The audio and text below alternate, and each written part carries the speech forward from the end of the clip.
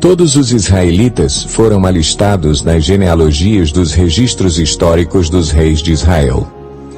Por sua infidelidade, o povo de Judá foi levado prisioneiro para a Babilônia.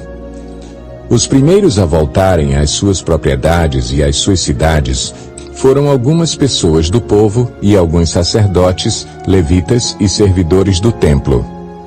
Os de Judá, de Benjamim e de Efraim e Manassés que se instalaram em Jerusalém foram Utai, filho de Amiúde, neto de Onri, bisneto de Inri e trineto de Bani, um descendente de Perez, filho de Judá. Dos descendentes de Selá, o primogênito Asaías com seus filhos. Dos descendentes de Zerá, Jeuel. Os de Judá eram 690.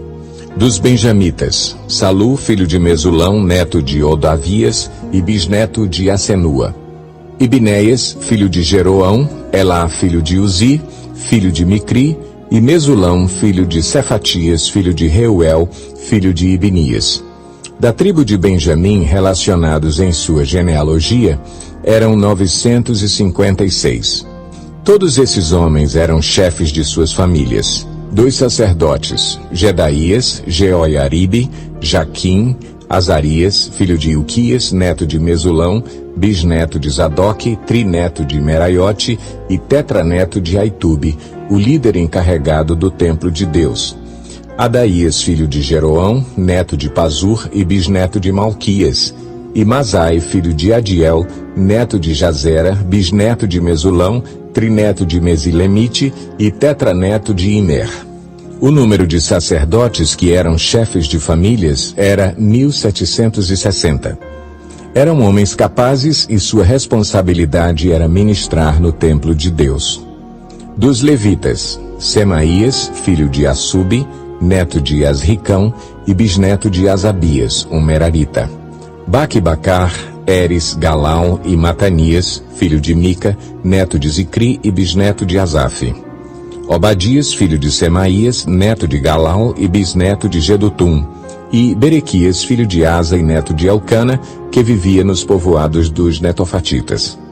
Os guardas das portas eram Salum, o chefe, Acube, Talmon, Aimã e os irmãos deles, sendo até hoje os guardas da porta do rei a leste. Salum era o chefe. Esses eram os guardas das portas que pertenciam ao acampamento dos levitas. Salum, filho de Coré, neto de Ebiasaf e bisneto de Corá, e seus parentes, os coreitas, guardas das portas, responsáveis por guardar as entradas da tenda, como os seus antepassados tinham sido responsáveis por guardar a entrada da habitação do Senhor. Naquela época, Finéias, filho de Eleazar, estivera encarregado dos guardas das portas, e o Senhor estava com ele.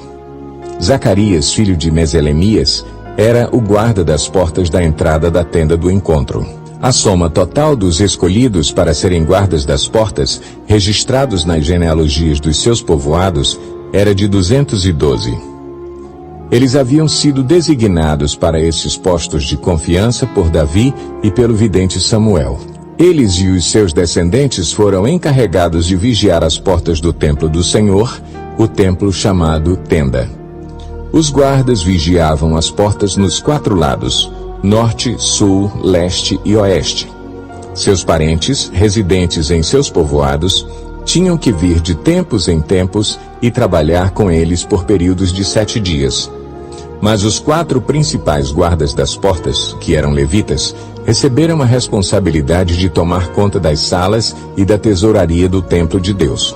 Eles passavam a noite perto do templo de Deus, pois tinham o dever de vigiá-lo e de abrir as portas todas as manhãs. Alguns levitas estavam encarregados dos utensílios utilizados no culto no templo.